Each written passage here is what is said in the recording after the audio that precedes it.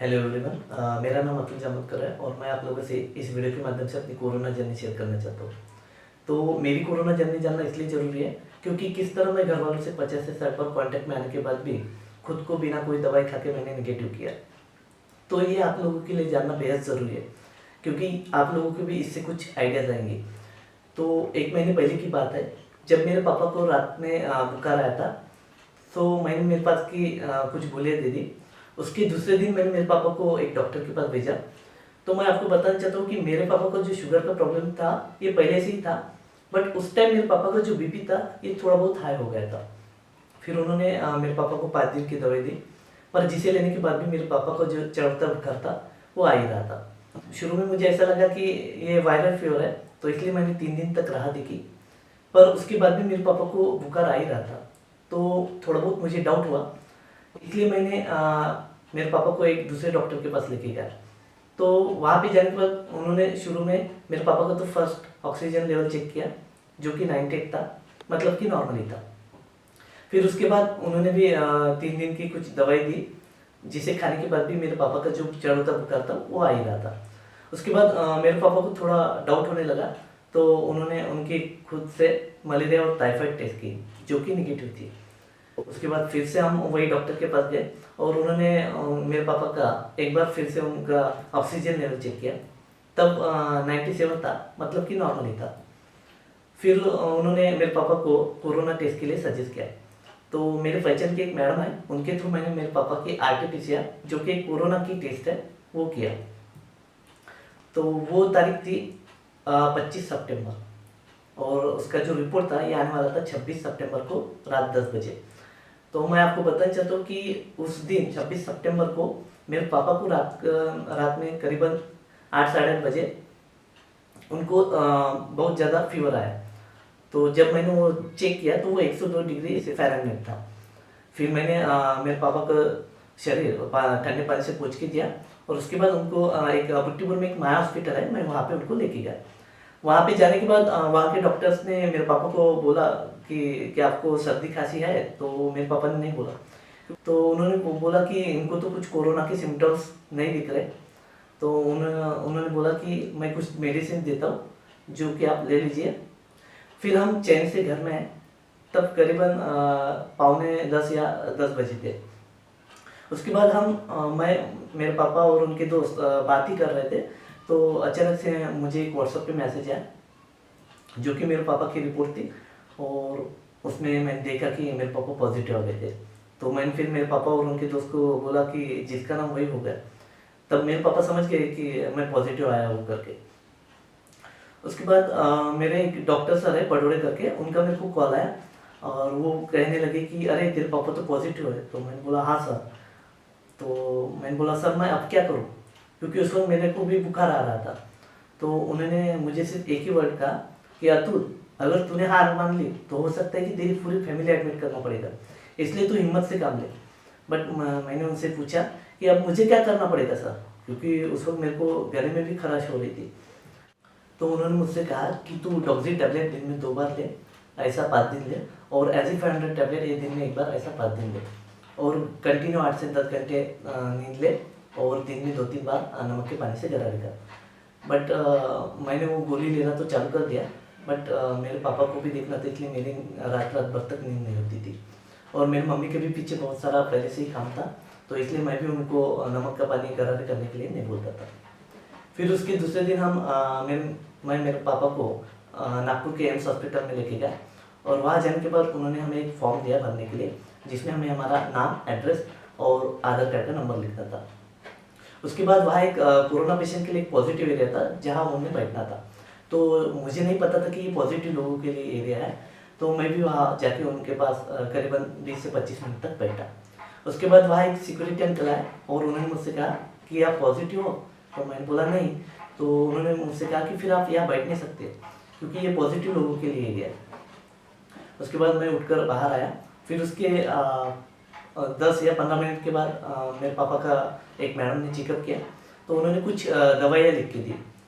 उसमें HCQS 400 tablet था, एक जिंक टैबलेट था, एक विटामिन C था और एक सिपकेल टैबलेट थी। तो ये जो SCQS जो 400 टैबलेट थी, पहले दिन ये 2 बार लेना था सुबह शाम, और उसके बाद दिन में 1 बार, ऐसे 5 दिन तक लेना था। तो मैं आप लोगों के लिए बताना चाहता हूँ कि ये जो SCQS जो टैबलेट है जिसमें हाइड्रोक्सीक्लोरोक्विन कंटेंट रहता है, और एक फेविक्विक करके एक टैबलेट है जिसमें फ्लेविपिराविर कंटेंट रहता है, तो ये आप विदाउट डॉक्टर की सलाह से मत लें, क्योंकि ये जो मेडिसिन है ये ECG करने के बाद ही दिया जाता है। अगर आपके ECG में कुछ गड़बड़ रहती है तो इससे आपको हार्ट अटैक भी आने के चांसेस रहते हैं, और मैंने ऐसे बहुत सारे पेशेंट देखे हैं। सो प्लीज़ मैं आप लोगों से विनती करता हूँ कि आप विदाउट डॉक्टर की सलाह से ये मत ले लीजिएगा। फिर उसके बाद मैंने मेरे पापा को जब वो SCQS 400 टैबलेट पहले दिन दिया सुबह शाम, तो मेरे पापा को रात के समय चक्कर आने लगा था, और वो इधर उधर डोल रहे थे, और फिर वो मेरे से देखा नहीं जाता था। फिर मैं उन्हें पकड़ने के लिए जाता था। जब मैं उन्हें पकड़ने के लिए जाता था तो मैंने देखा कि उनका BP भी जो है ये काफ़ी लो हो जाता था। फिर मैं उनको खाने के लिए शक्कर या गुड़ देता था, और उसके बाद मैं रात भर तक उस टाइम में नहीं सोता था।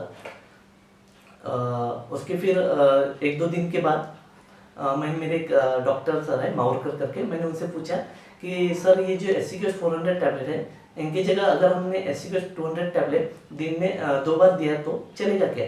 तो उन्होंने कहा कि हाँ चलेगा। तो फिर मैंने वो जो टैबलेट है SCQS 200 टैबलेट मैंने दिन में उनको 2 बार देना चालू किया, तब कहीं जाके उन्हें अच्छा लगने लगा था। उसके बाद मेरे पापा की एक शुगर की टैबलेट थी, और एक सिरकल टैबलेट थी जो कि लंबी गोली थी। वो खाने के बाद मेरे पापा उल्टी कर देते थे, तो मैंने उनसे कहा कि हर गोली खाने के बाद 10 से 15 मिनट का डिफरेंस रखिएगा। तो उन्होंने वैसे किया, तो उसके बाद उनको जो उल्टी होना था वो बंद हो गया। तो मेरे पापा को फिर उस दिन मेरे पापा को मतलब खांसी भी आ रही थी बलगम वाली, तो फिर मैंने उनके लिए एक मैकबेरी LS करके शुगर फ्री का मैंने उनके लिए सिरप लाया, पर वो भी खाने के बाद मेरे पापा को मतलब भी आराम नहीं मिला। मेरे पापा के 3 या 4 दिन के बाद मेरी दीदी बोली कि मेरा सर दर्द हो रहा, तो मैंने उससे कहा कि चल अपन टेस्ट करने जाएंगे। तो उसने कहा कि पहले तो मुझे दवाखाना लेके जाए, उसके बाद फिर हम टेस्ट करेंगे। तो फर्स्ट में उसे दवाखाना लेके गए, और फिर मेरे सर ने कुछ गोलियाँ दी, वो खाई रही थी, और उसके बाद हम टेस्ट करने के लिए गए। तो वो तारीख थी 2 अक्टूबर, और रिपोर्ट आई 3 अक्टूबर को रात में 10 बजे, जो कि वो पॉजिटिव थी। फिर मैं उस दिन मेरे जो गले में जो खराश थी वो काफ़ी ज़्यादा हो रही थी, तो उस दिन मैंने नमक के पानी से गरारे किया, और मुझे तब कहीं जाके आराम हुआ था। फिर मैं उसके दूसरे दिन मैं मेरे दीदी को और मेरे मम्मी को एम्स हॉस्पिटल में लेके गया, क्योंकि मेरी मम्मी को भी टेस्ट थी, वो मुँह की वो चली गई थी, और जो खाने की भी इच्छा नहीं हो रही थी। फिर मैंने मेरी मम्मी का भी टेस्ट किया, और मेरी दीदी का भी चेकअप किया। तब वहाँ के जो डॉक्टर थे उन्होंने मेरी दीदी को विटामिन C, जिंक, ये दोनों टैबलेट दी थी, और साथ में ही विटामिन D3 का सचेत दिया था। फिर उसके बाद हम घर आए। घर में आने के बाद उस दिन मुझे रात 8 बजे मुझे मैसेज आया कि आपकी मम्मी भी पॉजिटिव है करके। तो फिर मैं उस दिन मेरा जो सर दर्द था ये भी बहुत हो रहा था, और मुझे बुखार भी आ रहा था, और साथ में मुझे सर्दी भी हो गई थी। तो उस दिन मैंने सर्दी की गोली ली, तो वो गोली लेने के बाद मतलब मेरे को 3-4 घंटे तक मतलब अच्छा लगता था, फिर से वो सर्दी हो जाती थी। तो मुझे मेरे घर का भी टेंशन था, और मुझे ऐसा लग रहा था कि अगर मैंने हार मान ली तो हो सकता है कि मेरी पूरी फैमिली एडमिट करना पड़ेगा। तो इसलिए मैंने घर में किसी को बताया नहीं। फिर मैं दूसरे दिन मेरी मम्मी को भी एम्स हॉस्पिटल लेके गया।